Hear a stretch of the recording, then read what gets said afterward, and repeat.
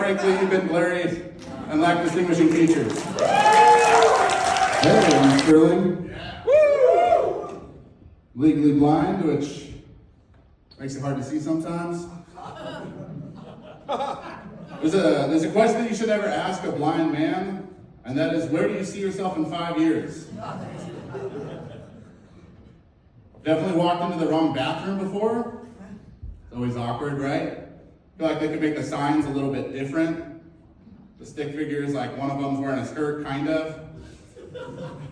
There's braille on the door. That's helpful.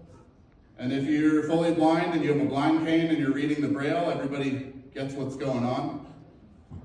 I don't need a cane to get around, so I'm just kind of standing there caressing the woman's bathroom door. It's not the best look. I've been really enjoying doing stand-up comedy. There's a show called Comedy Roast Battle that I really like to do. But I'm not sure that I'd be good at it because you're basically just making fun of the other person's appearance. And so they're gonna come at me and be like, "You look like Vin Diesel from The Fat and the Furious." I'll be like, "Oh yeah, well you're blurry." Yeah, and you lack distinguishing features.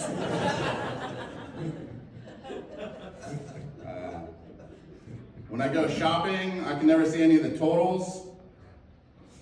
Just kind of confidently hand out a $20 bill. If the cashier pauses too long, I'll hand out more. Eventually they give me my change. You'd think it'd be easier to pay with a credit card, right? But the screen's very small. I have to lean way down.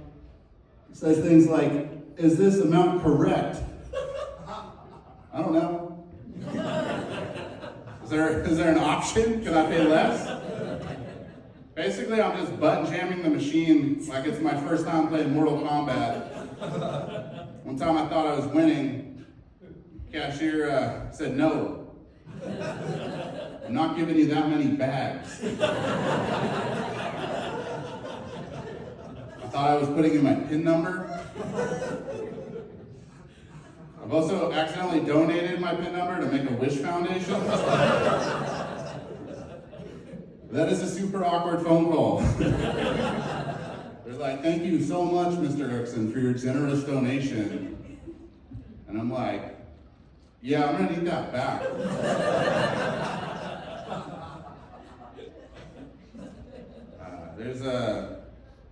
I grew up in Santa Cruz. There's a lot of homeless people there. Traditionally, sitting there begging for money is like a blind occupation. They're taking our jobs. A lot of them have cardboard signs that I cannot read. But I'd like to imagine that they have words of inspiration. Like, "Home is where you make it." Or, "You can't have your meth and smoke it too." Or, "Do what you love and you'll never work a day in your life." But the other day I saw a man sitting there with a cardboard sign and I wanted to know what it really said. And so I got close, awkwardly close. And I read it and it said, "Why lie? I need money for beer." The guy looked at me and he's like, "I think you need glasses." I said, "No, we need glasses. And we need those glasses to be filled with beer."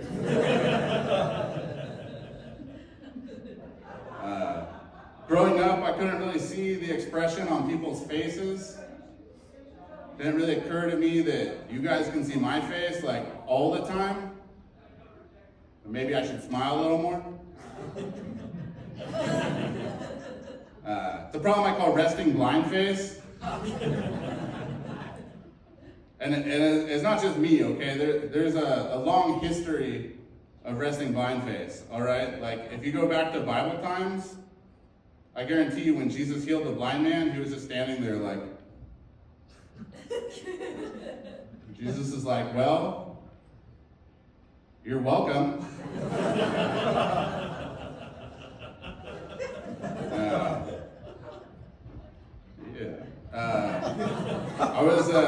I was refused service at a bar once. I was completely sober. The bartender said, "I'm not giving you another drink. You can't even look straight at me." He served my drunk friends, but not me. And my friend said, "Hey, like, you should go back and complain." How's that even gonna go? Tell the owner, "I'm pissed at your bartender." He's gonna say, "Who was it?"